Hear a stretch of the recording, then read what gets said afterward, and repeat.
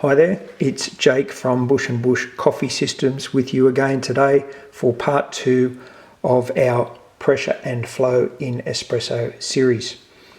A quick recap on the rotary vane pump that we had in part 1.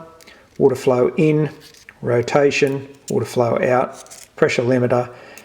When restriction is applied to the flow that the pump can achieve, activates the flow pressure restrictor and restarts recirculating in the pump. There we go. Let's put that out of the way there. Today is all about restrictors. So here are an example of 2 restrictors. This is the brass restrictor out of our test machine, Young Noble. It has a 0.8 precision drilled orifice in the centre there. And here is a restrictor out of my Synesso. It's also a 0.8. We can see that there's a vast difference in both the material and the construction of these, but at the end of the day, they both serve the exact same purpose of metering water flow through a precision orifice. There's lots of other different examples out there on the market as well, but again, they all perform the same task. Let's have a closer look at that task.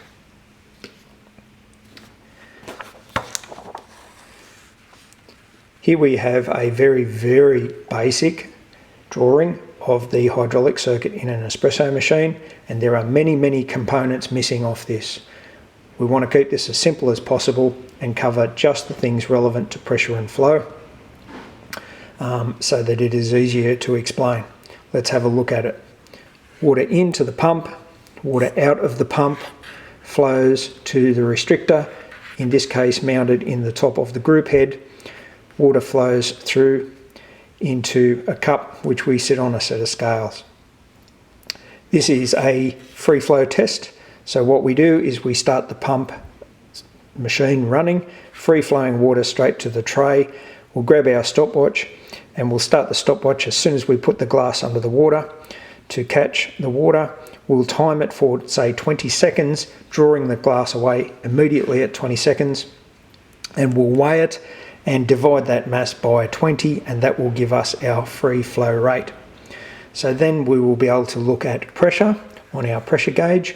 Most machines have a pressure gauge these days, and we can record our free flow rate.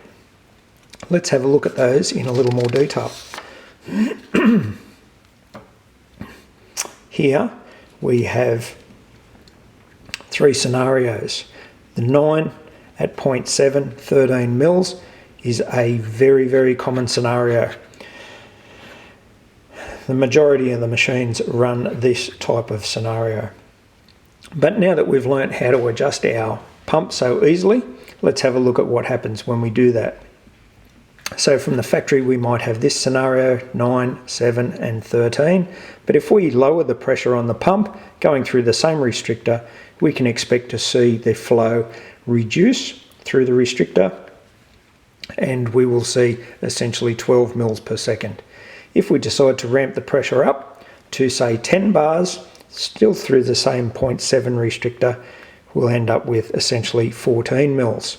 We can see here that for a difference of 2 bar of pressure between 8 and 10, we're receiving essentially 2 mils per second flow difference between 12 mils per second and 14 mils per second. That's not always the case. However, in Young Noble it is. Now that's not the only way that we can change flow though, by changing pressure. There is another method, and that involves changing the restrictor. That's not easy to do on all machines, but it is possible. So let's stick with our standard pressure of 9 bar. With a 0.6 restrictor, we're essentially getting 8 mils of flow. With a 9, as we saw before, 7, 13.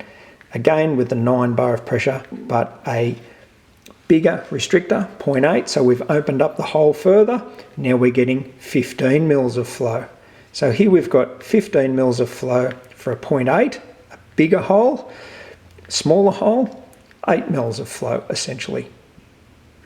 Look at that, that is 7 mils of flow per second difference between a 0.6 restrictor and a 0.8 restrictor. Now that's a big difference compared to the 2 mil difference that we had before by simply changing the pressure. But of course, we don't just always run water straight to the tray. Normally our task is to make coffee. So let's start to head in that direction and see what happens.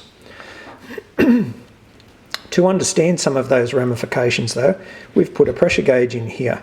There are a couple of machines on the market now that come with this extra pressure gauge as standard. And so they will often have the pump pressure gauge and what we call the puck pressure gauge, or the group head pressure gauge over here. Sticking with that same previous scenario of different flows, it's interesting to note that we've got 9 bar of pressure here, but we've got 0 pressure over here while the water's flowing. And why is that?